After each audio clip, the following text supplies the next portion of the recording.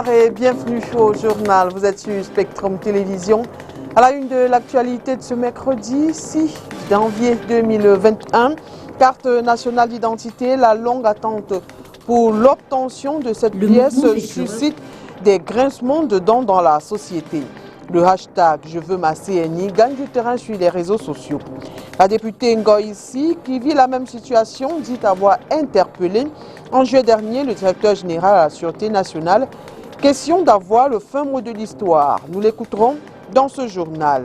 Et puis sport, football, CHAN 2021, Douala à la conquête des supporters. À quelques jours du début du championnat d'Afrique des Nations, le fan club des Lions et Lions indomptables du Cameroun a lancé une caravane ce jour ici à Douala. Il faut convier même les plus récalcitrants à la fête du football qui aura lieu dans nos murs dès le 16 janvier prochain. Mesdames et messieurs, une fois de plus, bonsoir et bienvenue au journal. Le nouveau préfet du département du Foundi, nous sommes là dans la région du centre, a officiellement pris fonction ce matin. Emmanuel Mariel Ndjigdan a été installé par le gouverneur de la région du centre en présence de nombreuses autorités. Pour sa nouvelle mission, Nasseri Paul Béa a prescrit au chef d'État maturité, professionnalisme, responsabilité afin de faire de Yaoundé une capitale où il fait bon vivre. Olivier Bouzike. Les populations du département du Foundi, voici votre préfet.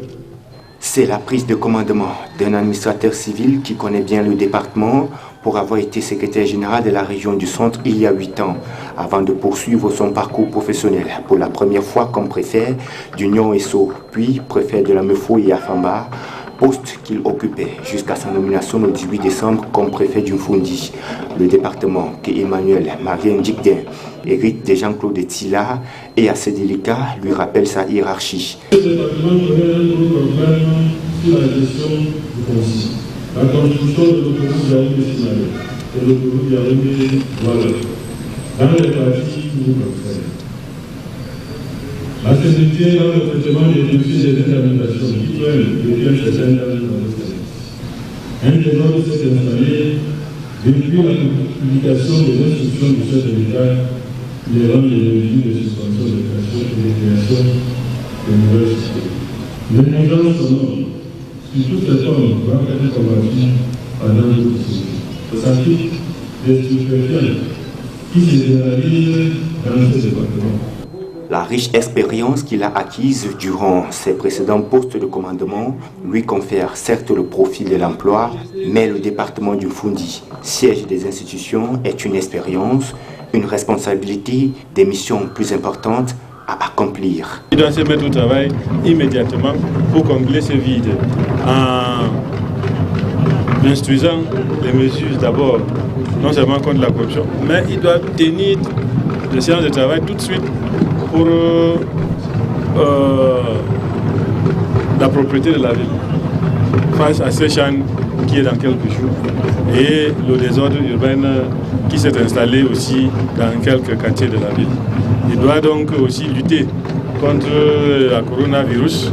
Il doit donc travailler avec les communes pour l'hygiène et salubrité dans la ville de Yaoundé. L'insécurité qui sévit dans certains quartiers doivent être installées. C'est devant les autorités au rang distingué et les populations du Foundi que Emmanuel Mariel Ndjigdan a pris l'engagement d'exécuter sa feuille de route dans la continuité du travail abattu par son prédécesseur. Diplômé de l'École nationale d'administration et de magistrature en juillet 2002, le nouveau chef d'État est par ailleurs titulaire d'un diplôme d'études approfondies obtenu à l'université de Yaoundé 2 SOA et d'un diplôme de hautes études de sécurité de l'Institut éponyme de Pretoria en Afrique du Sud. Il est marié et père de plusieurs enfants. La révision des listes électorales se déroule sereinement au sein des antennes communales du département du Foundi. À Yaoundé 4, par exemple, malgré l'ambiance morose, l'on a mis l'accent sur le respect des mesures barrières en attendant les électeurs. Olivier Bouzike. 5 jours après le début des révisions des listes électorales le 1er janvier, tel que prévoit le code électoral, l'ambiance dans cette antenne de la commune de Yaoundé 4 est timide. À 7h30, nous avons enregistré déjà quelques inscrits ce jour-là. Mais jusqu'à ce jour où nous parlons, ce n'est pas encore le véritable engouement qu'on connaît souvent lors des années électorales. Parce que ça, il faut le noter, cette année est une année non électorale. Et donc, je me dis que c'est peut-être par rapport à ça que nous ne remarquons pas encore un certain engouement. Selon le chef d'antenne, les révisions se font pour l'heure uniquement au sein des antennes communales à cause du coronavirus. Nous n'avons pas baissé les bras de ce côté-là. Si vous avez remarqué, à l'entrée, nous avons un seau avec du savon, il y a de l'eau coulante là. Et systématiquement, tous ceux qui entrent par ici, ils se lavent les mains à l'extérieur avant d'entrer dans la salle. Des centaines de cartes d'électeurs sont en souffrance dans cette antenne depuis des mois. Cette opération vise également à les restituer aux propriétaires. Et la situation que nous déplorons le plus, le manque d'engouement à retirer les cartes d'électeurs.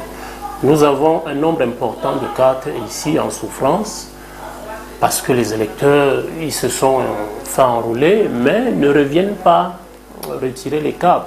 Mais nous ne baissons pas les bras aussi. Nous avons pris le soin de les appeler individuellement parce que je puis vous rassurer, lors de l'enrôlement, nous prenons les numéros de contact des électeurs qui se font inscrits. Et donc, à la sortie, à la production des cartes, nous les rappelons systématiquement. Il faut noter que cette révision du fichier électoral a été officiellement lancée le 5 janvier 2021 dans la région du Nord par le directeur général des élections et sera clôturée le 31 août prochain, conformément à la loi électorale. Et la police camerounaise dit également que des cartes nationales d'identité sont en souffrance dans les commissariats alors que le « Je veux ma CNI », c'est le hashtag du moment sur les réseaux sociaux. Un mouvement lancé par des internautes pour s'insurger des délais sans fin de la délivrance de la CNI au Cameroun. Un mouvement qui, vous le dites, Léla Renganze, gagne du terrain. Le mouvement fait fureur sur les réseaux sociaux. Je veux ma CNI. Il naît des interminables prolongations de dates de péremption apposées sur les récépissés de cartes nationales d'identité. De 3 mois en 3 mois, il n'est plus impossible de passer plus d'une année avec son récépissé, document qui à la base devait être utilisé de façon temporaire en attendant la délivrance de sa CNI. Le hashtag lancé, ils sont nombreux sur les réseaux sociaux à adhérer au mouvement, au rang desquels des politiques. Dans un post sur sa page Facebook ce 4 janvier, Serge Espoir Matomba, coordonnateur du PUS et candidat à l'élection présidentielle de 2018, annonce qu'il prévoit de rencontrer dans les prochains jours les autorités compétentes en la matière pour apporter des solutions à ce problème. Une démarche déjà certainement entreprise par l'honorable Rolande Adengoïsi, députée de la Nation. Elle qui a adressé une correspondance au délégué général à la Sûreté nationale le 3 juillet 2020 et qui affirme avoir mené une enquête sur la question. Il ressort de cette enquête que 305 157 cartes nationales d'identité sont en attente de production, pour 8 000 en cours de traitement et de nombreuses autres en études, entre autres raisons, double ou usurpation d'identité. En effet, l'une des raisons avancées par les responsables en charge de l'établissement des CNI et qui bloqueraient leur sortie seraient les erreurs faites pendant l'identification. Bonne nouvelle cependant, selon un article de Charles Mveng, journaliste, depuis le 2 janvier 2021, la production des CNI aurait été relancée avec en moyenne 10 000 cartes par jour, soit plus de 2 millions de cartes nationales d'identité déjà produites. Reste à savoir ce qu'il en est de la délivrance des passeports, un autre chemin de croix. Et au rang des internautes interpellés par ce problème de carte nationale d'identité, on a des politiques. En juillet 2020, l'honorable Ngoïsi a saisi le délégué général à la Sûreté nationale pour savoir quel était le véritable problème. Je vous propose de l'écouter. Bien évidemment que j'ai eu la réponse à la suite à ma lettre, l'interpellation que j'avais faite au DGSN le 3 juillet 2020, après cette réponse, il avait été, parce qu'il faut que je rappelle aussi que mon collègue, l'honorable Ndip, avait cette fois-ci avait été reçu par le DGSN après une demande d'audience. Et à l'issue donc de toutes ces actions, il avait été mis sur pied une sorte de commission ad hoc pour le suivi des différentes résolutions que nous avons faites à travers les échanges que nous avons eus avec le DGSN et certaines équipes qui s'occupent notamment de la délivrance des titres identitaires au Cameroun. Pour dire de manière exclusive ce que le DGSN, parce que je pense que ça relève de sa compétence, mais nous, quand même, lorsque nous avons saisi le DGSN, nous avons relevé un certain nombre de dysfonctionnements, notamment le système Gemalto, qui pour nous devait être réactualisé. Et nous avons aussi mis un accent sur la décentralisation de l'établissement, donc de créer plusieurs points de production des cartes nationales d'identité pour qu'on ait une fluidité sur la distribution des cartes nationales d'identité. Globalement, c'est ce que nous, on avait relevé comme dysfonctionnement et on avait présenté à la DGSN.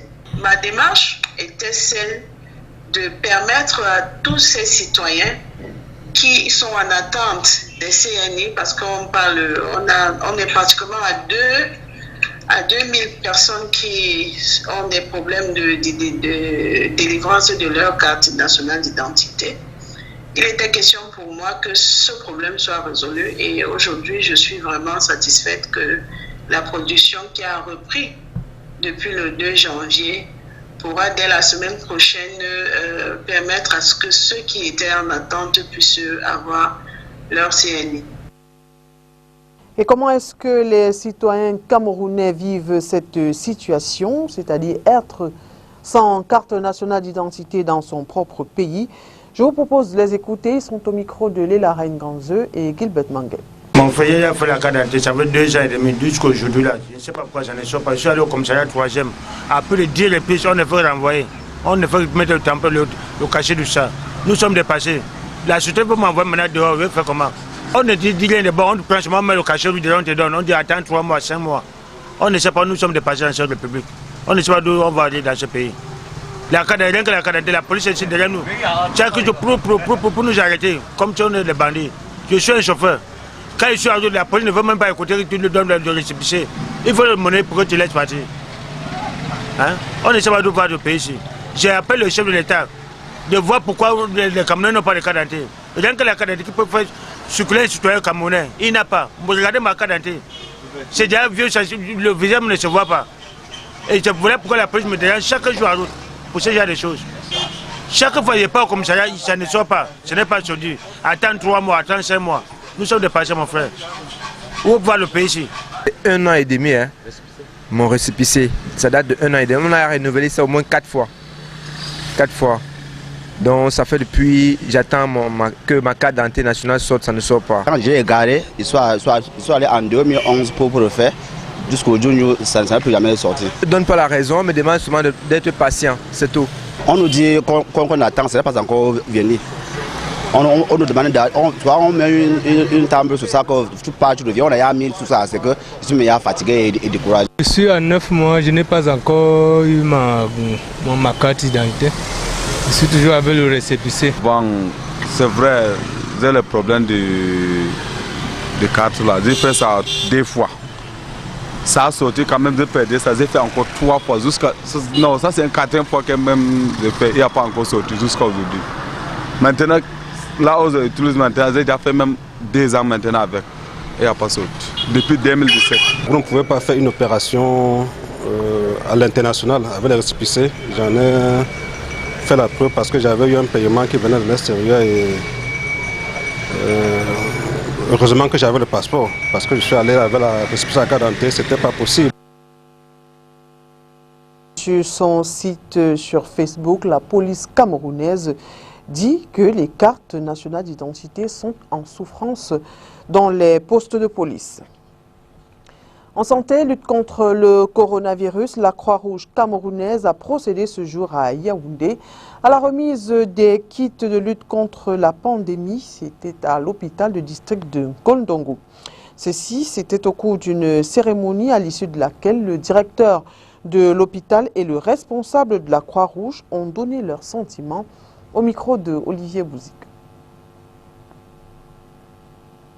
Il faut dire que cette donation trouve toute son importance dans ce sens que la Croix-Rouge camerounaise, aux côtés de ses partenaires, est engagée aujourd'hui dans cette bataille épique contre cette pandémie du coronavirus. Et ces actions s'inscrivent en droite ligne de notre plan de riposte qui a été élaboré à Croix-Rouge camerounaise en lien avec le plan de riposte national.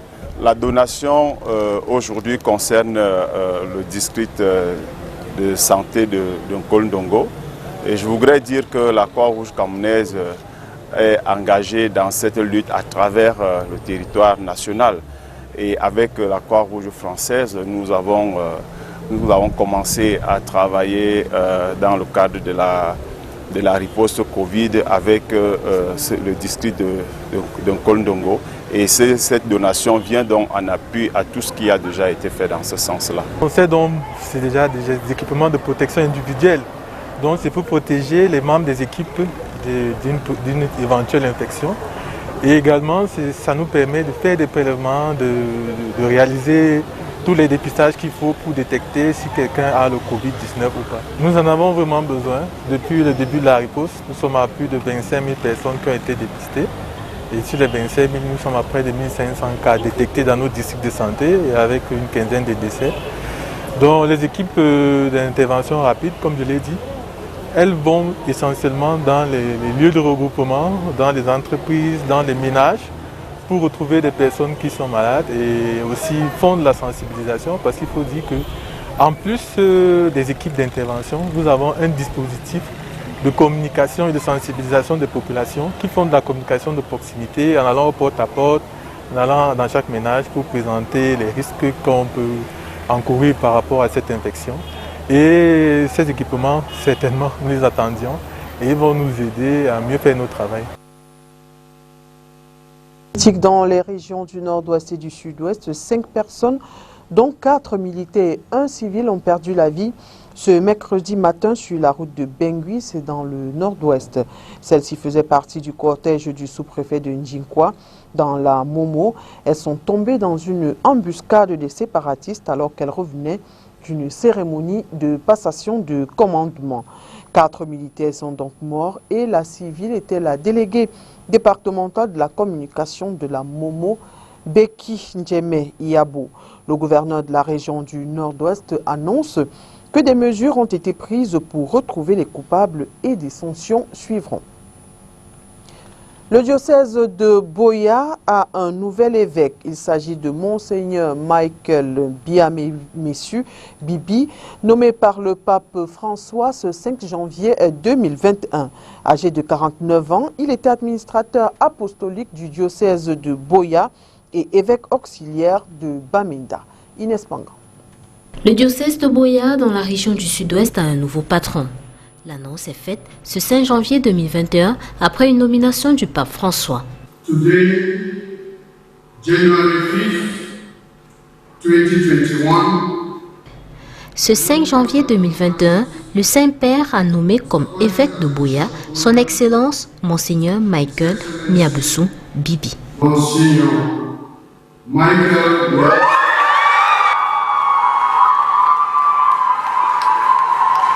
Ordonné prêtre en 2000 dans l'archidiocèse de Bamenda, Monseigneur Michael Miaboussou Bibi était jusqu'à présent évêque auxiliaire de Bamenda et depuis décembre 2019, administrateur apostolique du diocèse de Bamenda.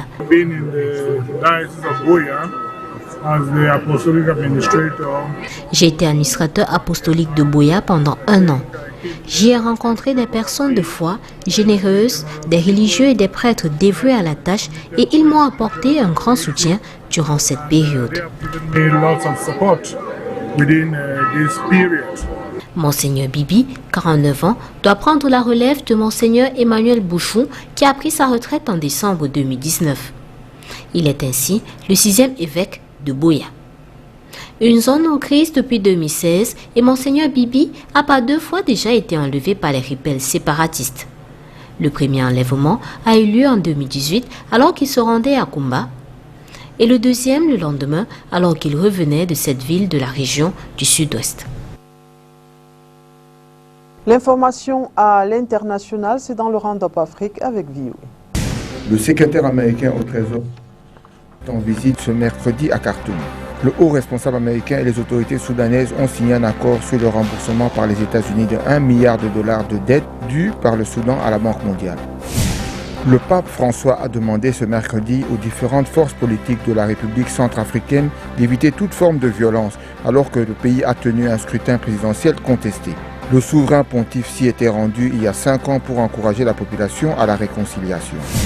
Au Burkina Faso, le Premier ministre Christophe Joseph Marie Dabiré, qui avait démissionné après la réélection du président Roch-Marc Christian Kaboré, a été reconduit à son poste mardi soir. Sa reconduction ouvre la voie à la formation d'un nouveau gouvernement. Au Sénégal, le président Macky Sall a annoncé mardi soir l'état d'urgence assorti d'un couvre-feu nocturne pour 2 régions, dont Dakar. Il s'agit de nouvelles restrictions valables à partir de ce mercredi pour arrêter la hausse des cas de Covid-19.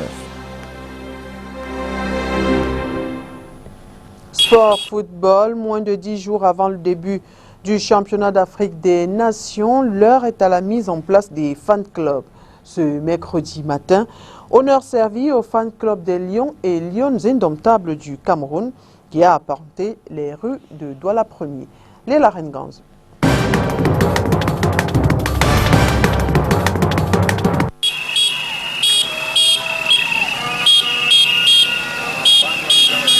Une ambiance de fête.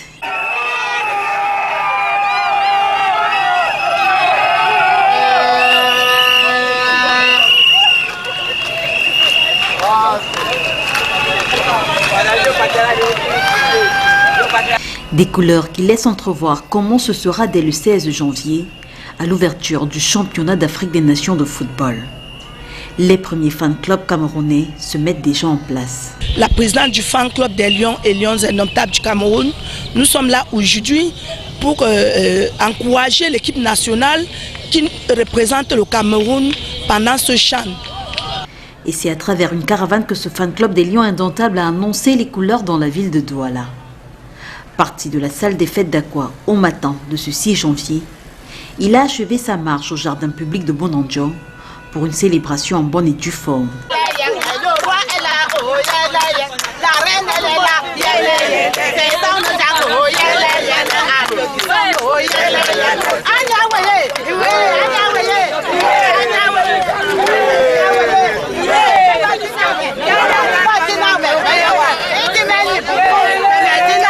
Oui, cette marche pour nous, c'est une manière de montrer que Douala est dans le CHAN.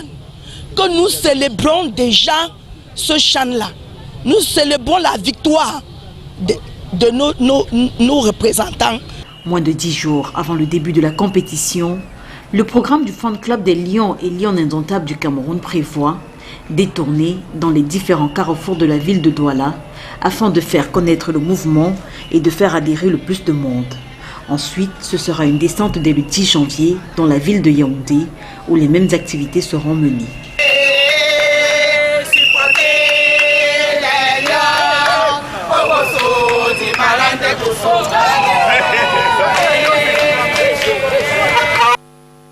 Fin de cette édition d'information. Mesdames et messieurs, merci d'avoir été des nôtres. Bonne suite des programmes sur Spectrum Télévision.